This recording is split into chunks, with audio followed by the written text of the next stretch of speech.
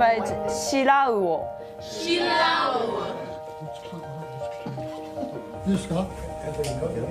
And then you put wasabi. Wasabi. Here in northeastern Japan, Lahaina high school students are rolling themselves into another culture. 4,000 miles from their burned-out town, survivors of another disaster here share wisdom.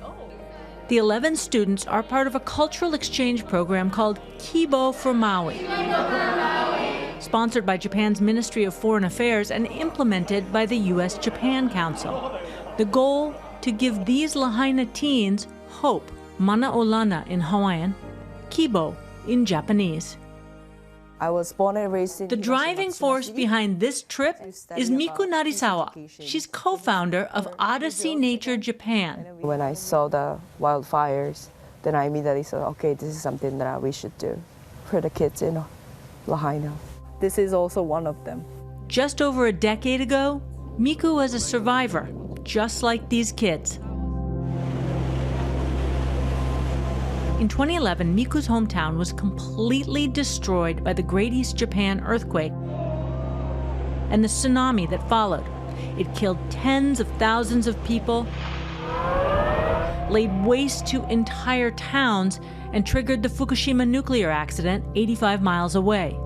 12-year-old Miku survived by evacuating with hundreds of others to the third floor of her elementary school.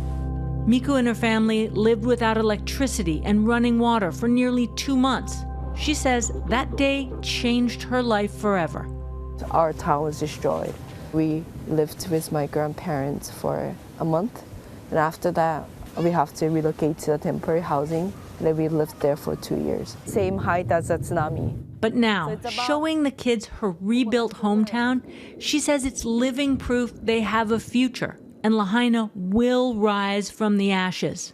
Your story, in a way, mirrors the story of so many of these kids who ran for their lives, lost everything, living temporary housing.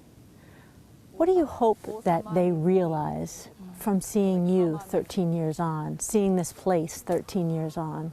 I want them to know that experience the wildfire was really tough, I'm sure, but that is not the end of the world, and that's not, the end of everything. Miku herself benefited from a similar program called Tomodachi Rainbow for Japan Kids.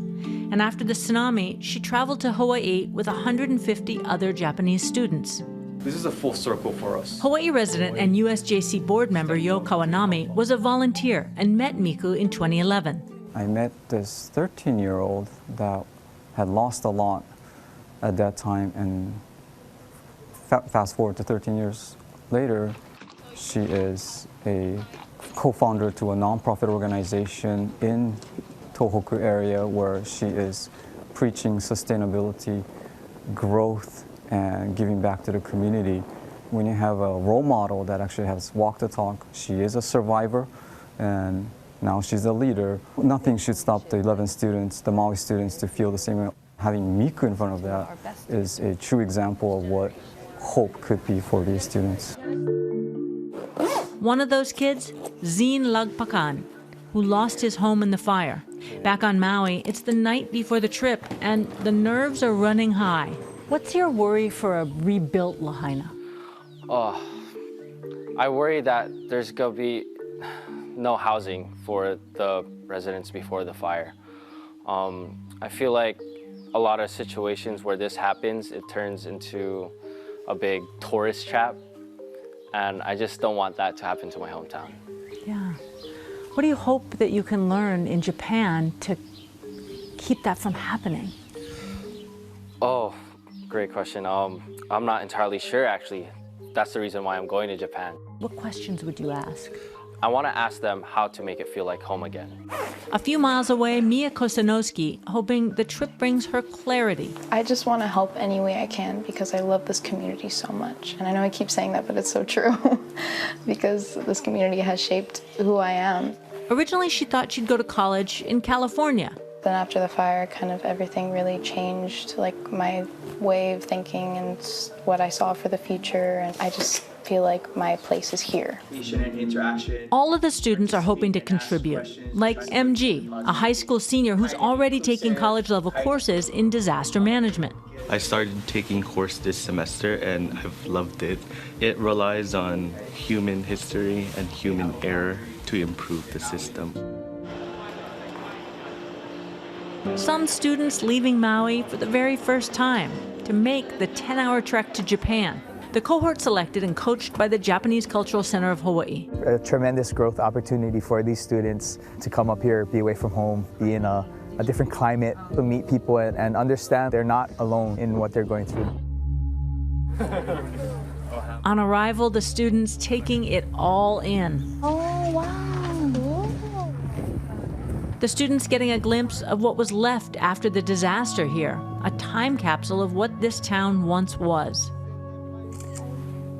It's kind of gives us hope for Lahaina because they were talking about how everything was underwater and like seeing home, like just everything's burnt right now, to see like there is hope, like it can come back and flourish and like have life again.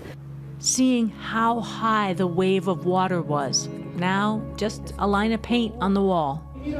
Hearing stories of survival and loss, it struck a chord with Zine. That really hit me hard. There were so many parallels with Lahaina in the story of the tsunami. What did you see that was the same? I guess the sentimentality about how people lost their loved ones, and I could really relate.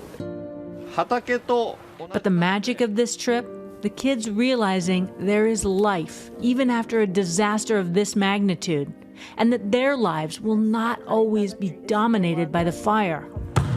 They meet Japanese students, bonding over sports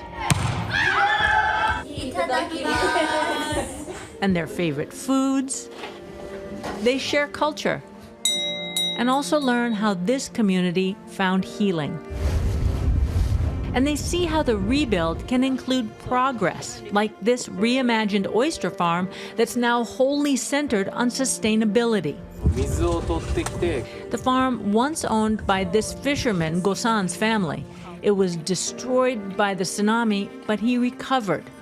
That really struck a chord to me, because it really shows that if you don't give up and you keep persevering, you can return things back to what they were. Yeah. My hope is that they return home and, they use what they've learned from Japan and everyone that they met here and put it into action back home.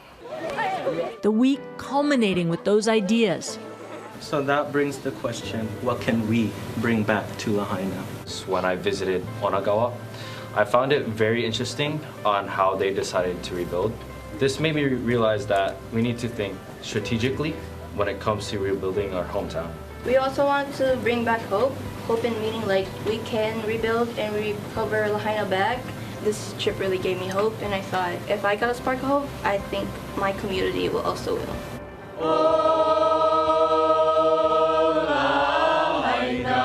Even if we come out of a tragedy that destroyed many of our daily lives, there's still hope for us to recover. There's still hope for a better future. So keep a hope for a better future. That's what it means to me.